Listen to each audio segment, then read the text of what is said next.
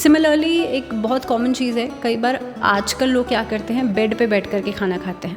बहुत आसान है, सामने टीवी चल रहा है, आपने बेड पे बैठ के, आप बेडरूम में बेड पे बैठ के खाना खा रहे हैं। जब भी आप हॉस्पिटल्स में जाएंगे तो मरीज़ों को बिस्तर पे खाना दिया जाता है, और अगर आप बिस्तर पे खाना खाते हैं तो आपकी सेहत धीरे धीरे करके नीचे की तरफ आना शुरू हो जाएगी। आपको कोई ऐसी क्रॉनिक डिजीज़ हो जाएगी जो लंबे समय तक के लिए आपको बीमार कर सकती है। तो ऐसे इलेक्ट्रॉनिक आइटम्स जो कि ख़राब पड़े हैं और अनयूज्ड भी हैं, ऐसे में आपके राहु को ख़राब करते हैं। और जब राहु ख़राब होता है तो खर्चे होंगे, बीमारी आएगी, लड़ाई झगड़ा होगा और बहुत सारी चीज़ें होंगी।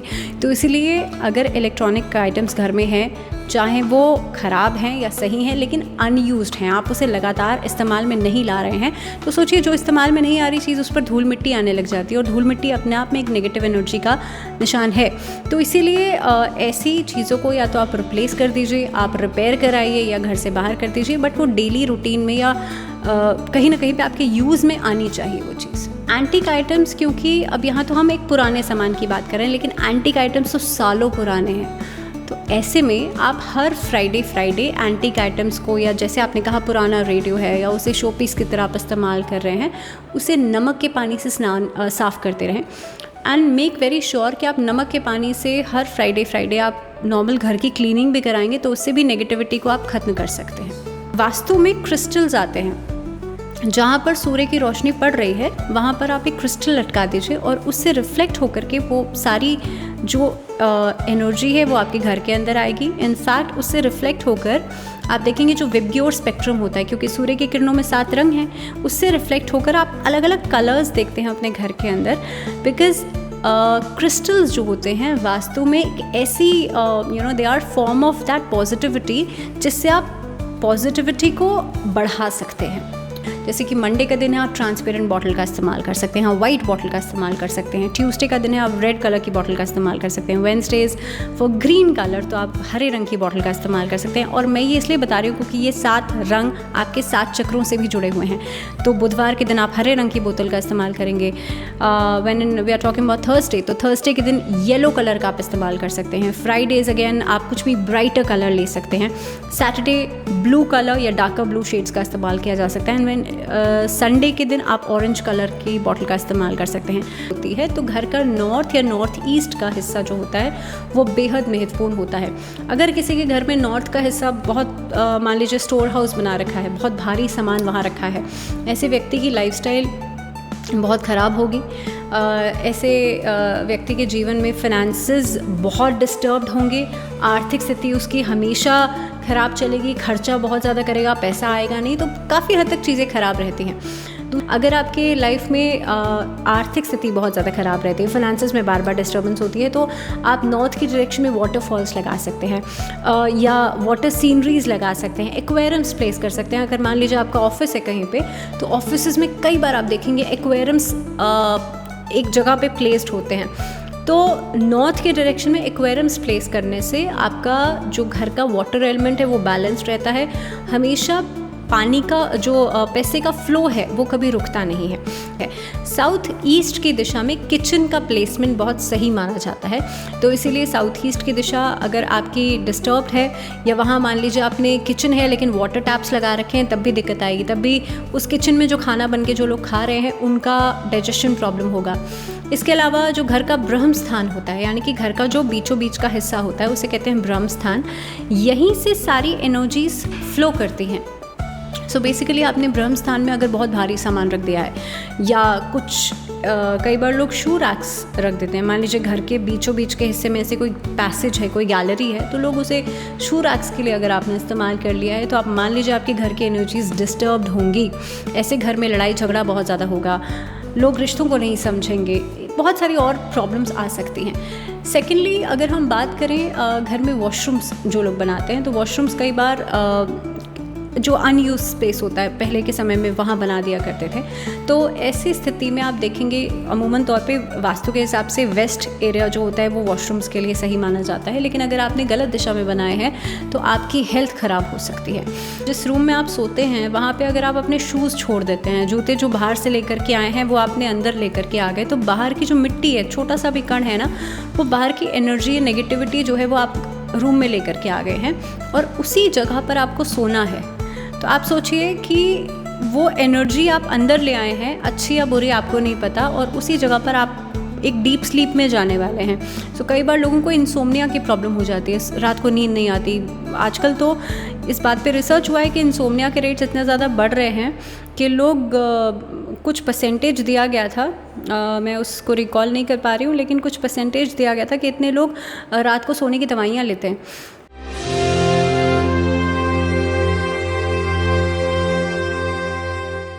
नमस्कार, मेरा नाम प्रज्ञा है और हम अपने पॉडकास्ट में अक्सर उन टॉपिक्स पर लेकर आते हैं जिनका हमारे जीवन में कहीं ना कहीं कुछ न कुछ महत्व होता है।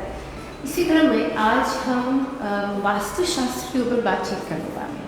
और वास्तुशास्त्र की बात हो तो हमारे पास जो गेस्ट हैं आज, भावना जी, इनका देश विदेश दोनों में इनकी फैन फॉलोइंग बात है। तो चलिए आइए मिलते हैं। भावना जी कैसे हैं?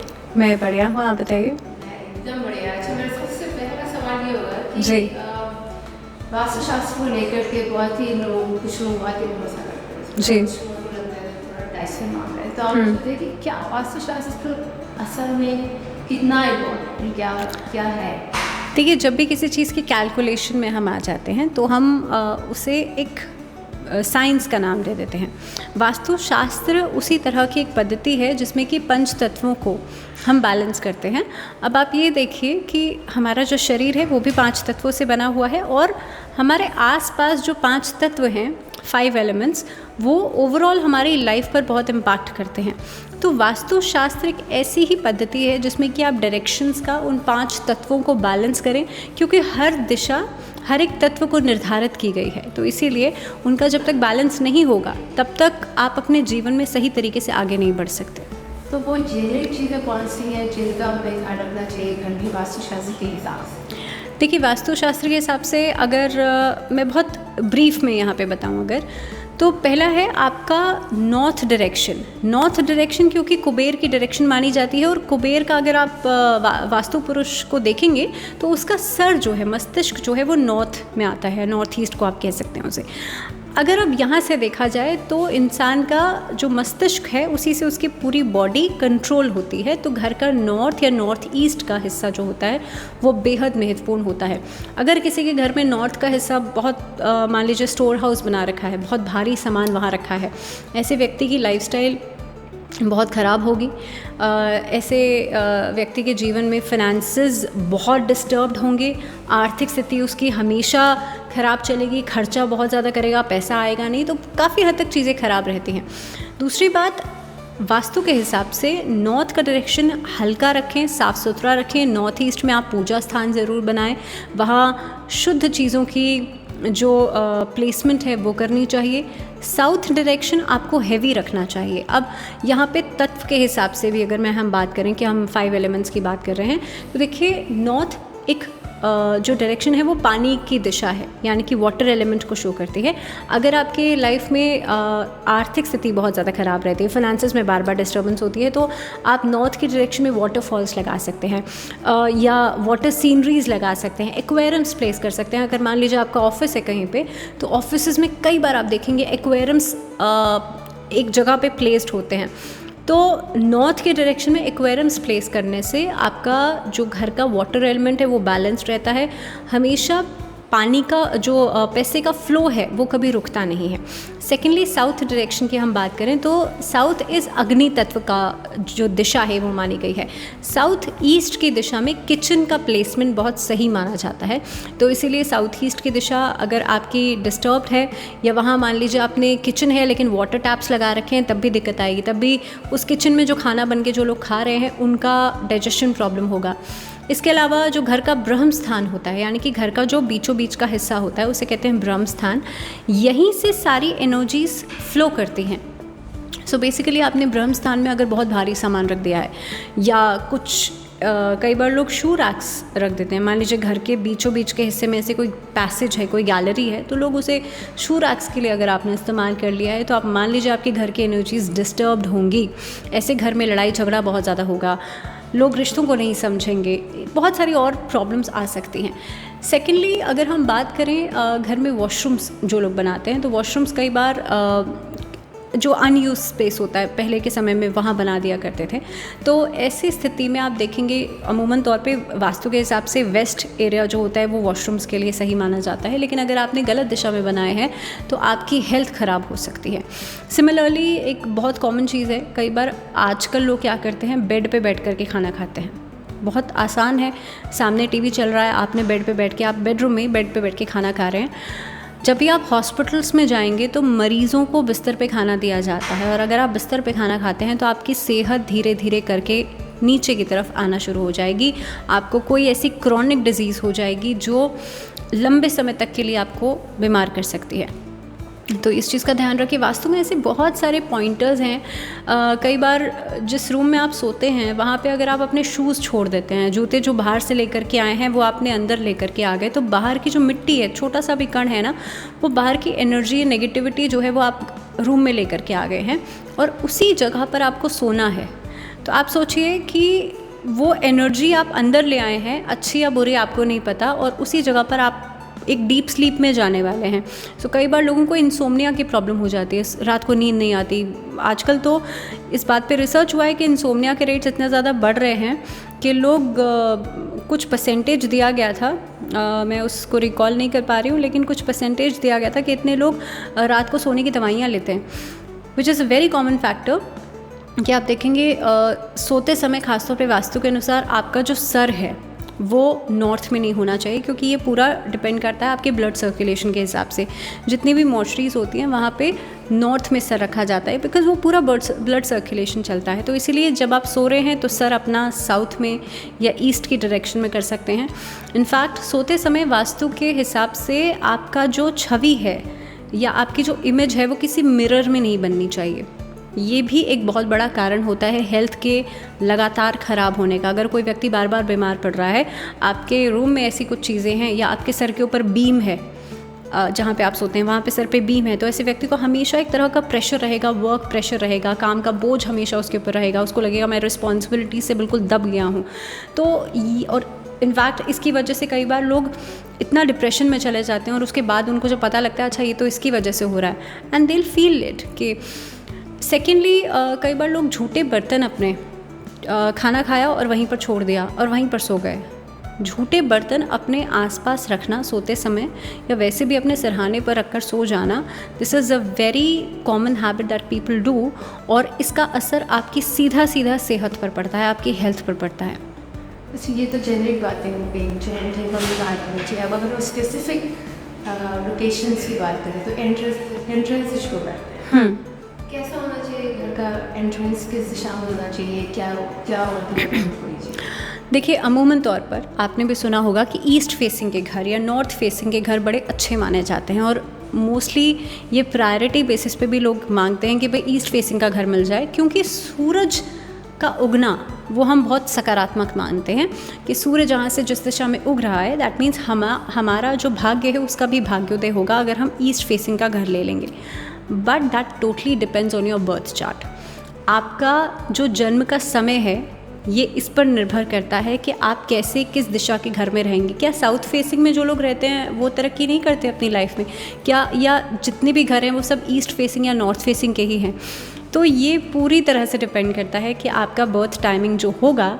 कई बार व्हेन पीपल आस्क मी, तो उनका बर्थ टाइम जान करके उनके घर की दिशा जो है वो बताई जा सकती है। तो मान लीजिए अगर कोई व्यक्ति एक पर्टिकुलर टाइमिंग में पैदा हुआ है तो उसके लिए जो डायरेक्शन निर्धारित है, अगर वो उस डायरेक्शन के या उस फेसिंग के घर में रहेगा तो डेफिनेटली वो फ्लरिश करेगा। सो ऐसा ये कहना कि सिर्फ ईस्ट फेसिंग के घर या नॉर्थ फेसिंग के घर ही हर व्यक्ति के लिए सूटेबल होते हैं, ये चीज़ गलत है। साउथ फेसिंग के घर भी लोगों के लिए सूट करते हैं उनको, और डेफिनेटली वो उसमें रह कर के तरक्की करते हैं, आगे फ्लरिश करते हैं। और अगर ड्राइंग रूम की बात करें वो कैसा होना चाहिए कि वहाँ पर हमेशा हम पॉजिटिव रहें, कि वहाँ पर विजुअली करते समय से डिस्टर्बेंस करें? जी देखिए, किसी भी रूम की आकृति भी बहुत ज़रूरी होती है। कई बार लोग ड्राइंग रूम्स की अलग अलग कोई भी वास्तु के अनुसार अगर कोई कोना कटा हुआ है, इनफैक्ट घर का भी, पूरे आपके घर में भी कोई कोना कटा हुआ है बालकनी का या किसी और जगह का, तो वो अच्छा नहीं माना जाता।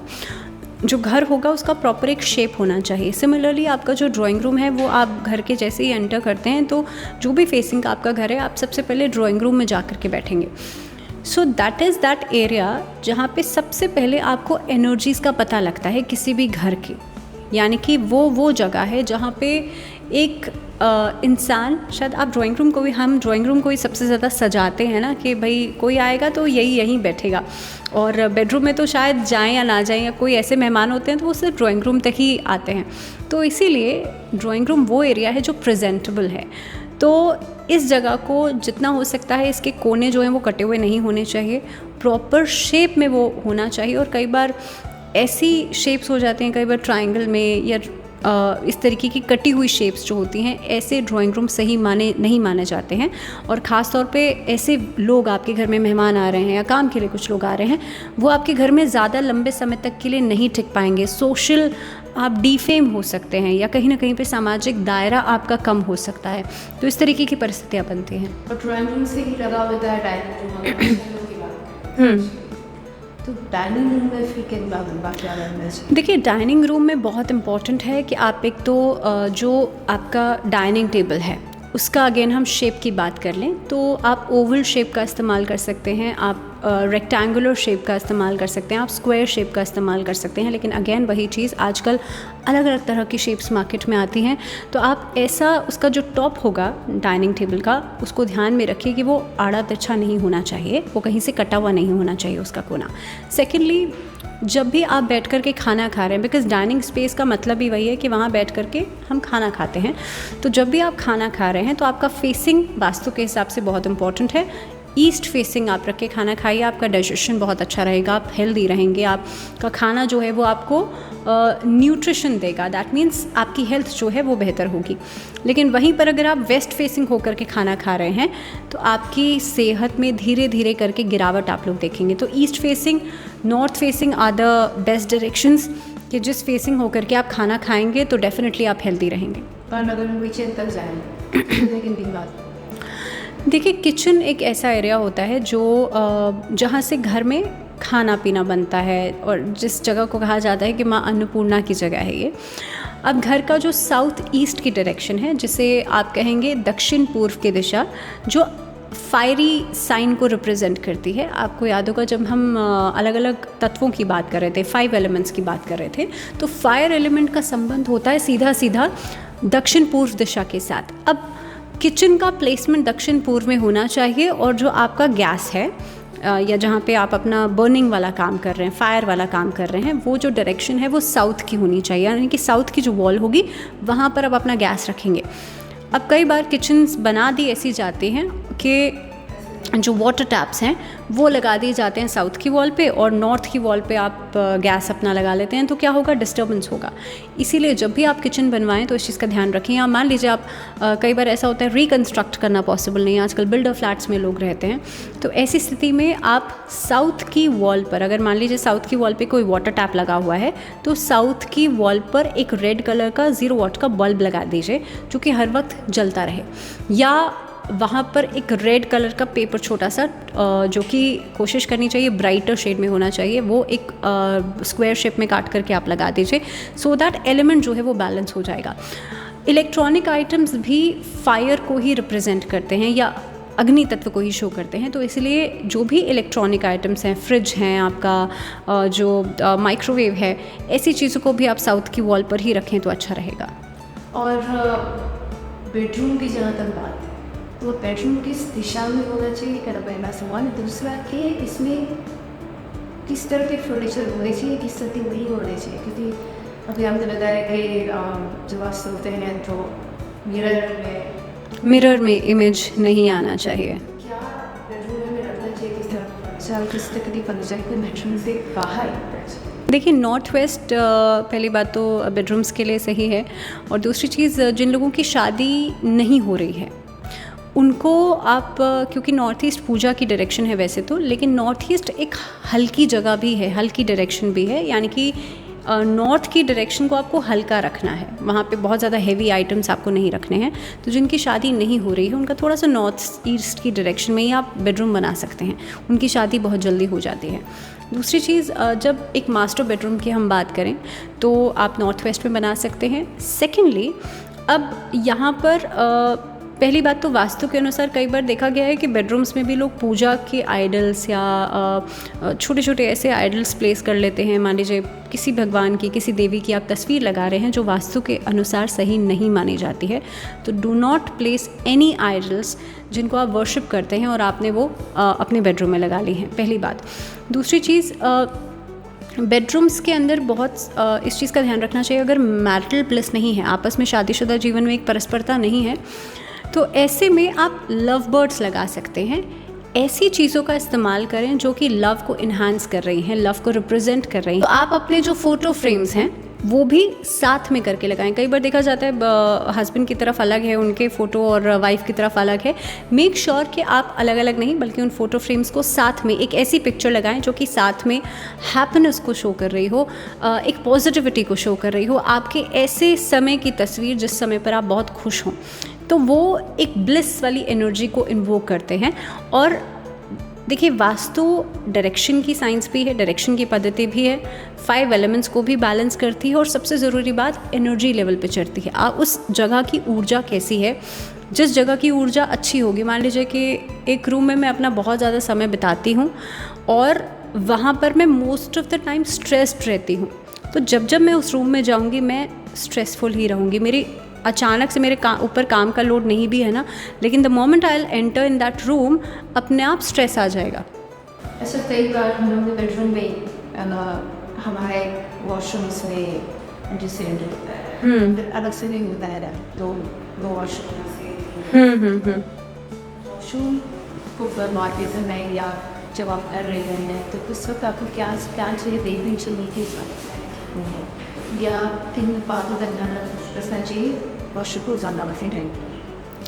देखिए, बनवाते समय तो आपको इसी चीज़ का ध्यान रखना चाहिए कि जो वाटर एलिमेंट है वो कौन सी डायरेक्शन में या कौन सी वॉल पर आप प्लेस कर रहे हैं, क्योंकि जब आप वॉशरूम बनवाएंगे तो ऐसे में भी वाटर टैप्स आप कौन सी वॉल पे प्लेस कर रहे हैं ये बहुत इंपॉर्टेंट है। वाटर टैप्स हमेशा नॉर्थ की वॉल पे प्लेस किए जाने चाहिए और कोशिश करनी चाहिए कि जब आप वॉशरूम का भी बनवा रहे हैं उस स्थिति में भी कहीं पे भी कोना कटा हुआ नहीं होना चाहिए, कोई भी कॉर्नर जो है वो कटना नहीं चाहिए, पूरा प्रॉपर शेप में वो वॉशरूम जो है वो बनना चाहिए। और अब सबसे इम्पॉर्टेंट जो जगह होते हैं हमारे घर की पूजा की, उसकी क्या दिशा होनी चाहिए? देखिए, जैसे कि हमने शुरुआत में बात की थी, जो पूजा स्थान होता है वो एक ऐसी जगह होती है जहाँ पर आप अपनी एनर्जीज़ को चाहेंगे, वो आप स्पिरिचुअलिज्म से जुड़ेंगे, आप धर्म कर्म से जुड़ेंगे और उस समय पर आपकी एनर्जीज़ जो है ना वो यहाँ होनी चाहिए ऑन द टॉप। सो वो जो दिशा है वो है नॉर्थ ईस्ट डायरेक्शन, जिसे आप वास्तु के अनुसार कहते हैं ईशान कोण या उत्तर पूर्व की दिशा, क्योंकि उत्तर की दिशा कुबेर की दिशा है और वास्तु पुरुष का सर भी जो मस्तिष्क है वो भी वहीं पे लाई करता है। सेकेंडली, यहाँ पर भी जब आप पूजा करते हैं तो आपका फेसिंग जो होगा वो ईस्ट फेसिंग होगा और इसमें भी अलग अलग जो देवी देवता हैं, मान लीजिए हनुमान जी की डायरेक्शन है, हनुमान जी का फेसिंग जो होना चाहिए वो साउथ फेसिंग होना चाहिए, यानी कि रखेंगे आप नॉर्थ ईस्ट में लेकिन उनका जो चेहरा है वो साउथ फेसिंग दक्षिण दिशा की तरफ होना चाहिए।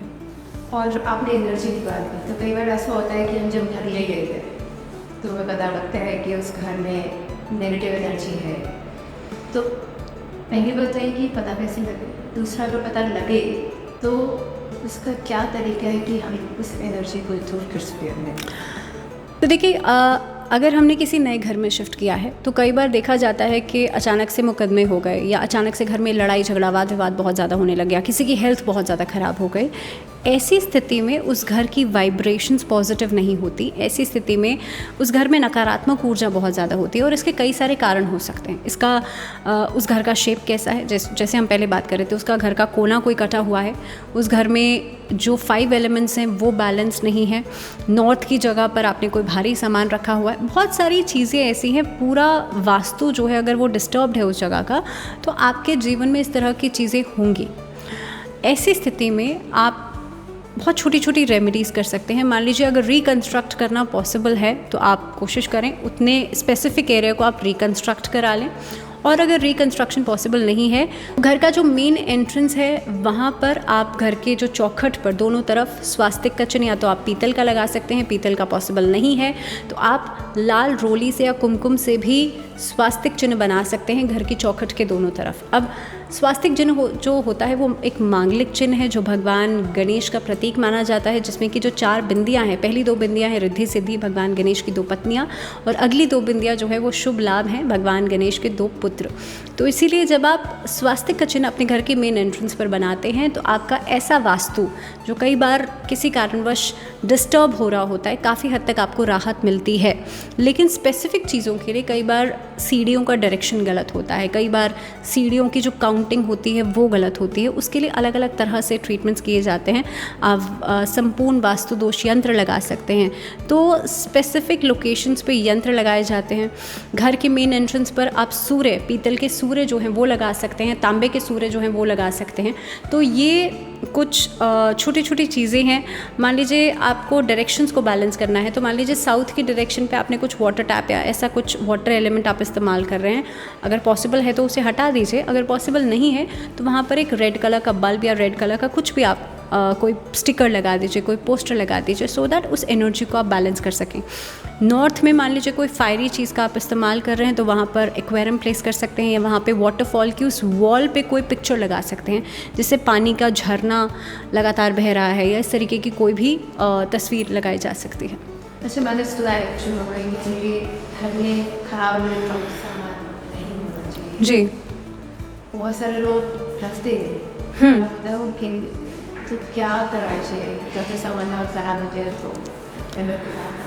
देखिए कई बार क्या होता है, तो ऐसे इलेक्ट्रॉनिक आइटम्स जो कि ख़राब पड़े हैं और अनयूज्ड भी हैं, ऐसे में आपके राहु को ख़राब करते हैं, और जब राहु ख़राब होता है तो खर्चे होंगे, बीमारी आएगी, लड़ाई झगड़ा होगा और बहुत सारी चीज़ें होंगी।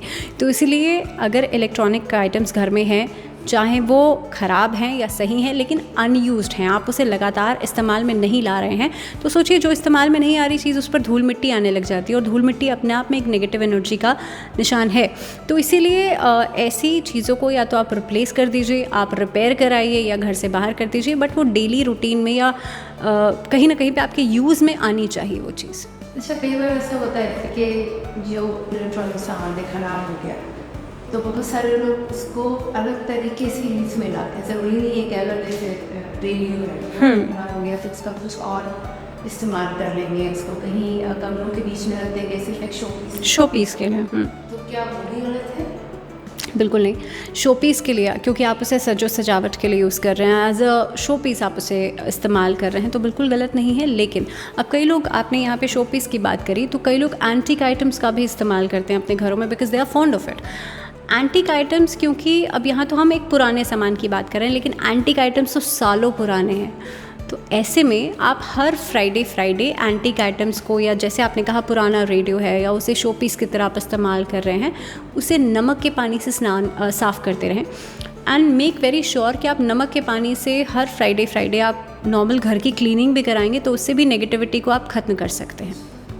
अच्छा, तो अभी अब हम थोड़ा सा क्वेश्चन का चेंज करते हैं होना, और अगर हम सूर्य की रोशनी की बात करें, सनलाइट की बात करें, तो गांव में तो ये दिक्कतें नहीं है, पर शहर में कई बड़ी दिक्कत आती है कि कभी सूरज की रोशनी डायरेक्टली घर में नहीं आती। जी, नहीं आती है। तो उसका क्या कितना महत्व है और कैसे लाया जा सकता है? देखिए, ऑब्वियसली सूर्य जो है वो प्रत्यक्ष देवता हैं और ऊर्जा को देने वाले हैं। अगर एक दिन शायद सूरज ना निकले तो हमें पता लग जाएगा कि कितना इम्पोर्टेंस है, तो इसीलिए सूर्य की एनर्जी लेना बहुत ज़रूरी है। आजकल तो विटामिन डी की कमी हो जाए तो बहुत सारी प्रॉब्लम्स आपको होती हैं, तो ये बात तो फैक्ट है कि सूर्य की रोशनी हमें कैसे प्रभावित करती है, और उसका असर कई घरों में ऐसा होता है कि सूर्य की किरणें उस रूम तक नहीं पहुंचती, और उसकी वजह से उस रूम में बहुत ज़्यादा जो समय बिताते हैं लोग, वो बीमार होने लग जाते हैं।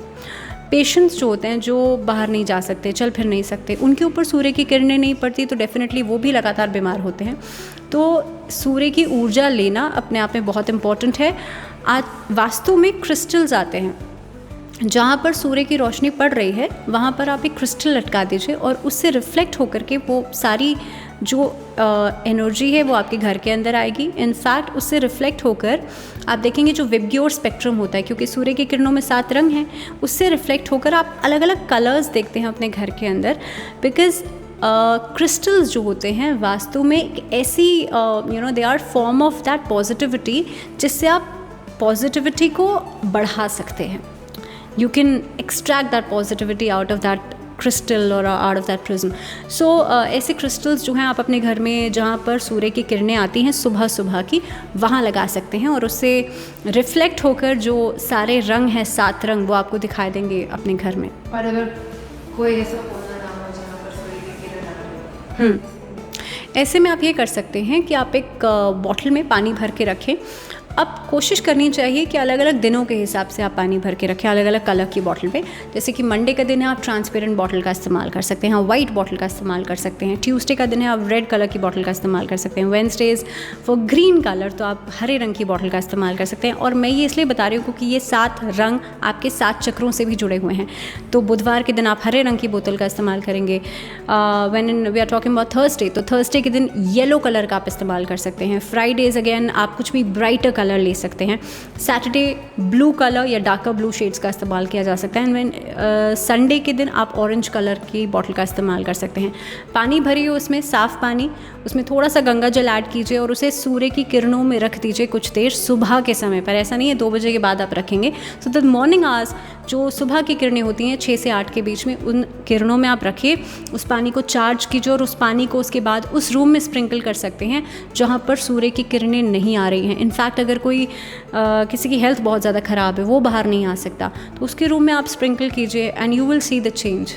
मैं इस पॉडकास्ट का आखिरी सवाल जी कि घर में हवन पूजन कितने दिनों पर करना चाहिए, कब कब करना चाहिए, क्या कुछ डेज हैं या कुछ दिनों का अंतर है? ओके, हिंदू धर्म में तो कई सारे ऐसे त्यौहार आते हैं जिस पे कि अलग अलग दिनों पर हवन कराया जाता है। तो वो एक तरीके से जो लोग करते हैं उनके लिए बहुत बेनिफिशियल होता है।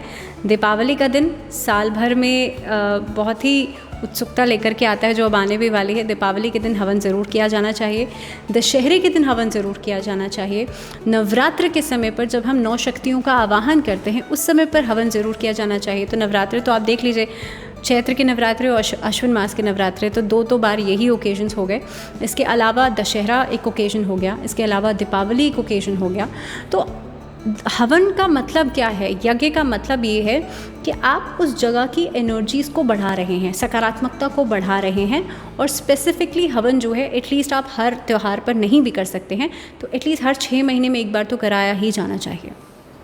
बहुत बहुत शुक्रिया आपका भावना जी, थैंक यू। पॉडकास्ट में आई और आपने वास्तु शास्त्र को लेकर बहुत सी प्रैक्टिकल चीज़ें हमें लग रही जो हमें शायद पता नहीं था। Thank you so much. अपने अगले पॉडकास्ट में फिर किसी महत्वपूर्ण शख्सियत के साथ मुलाकात होगी। तब तक के लिए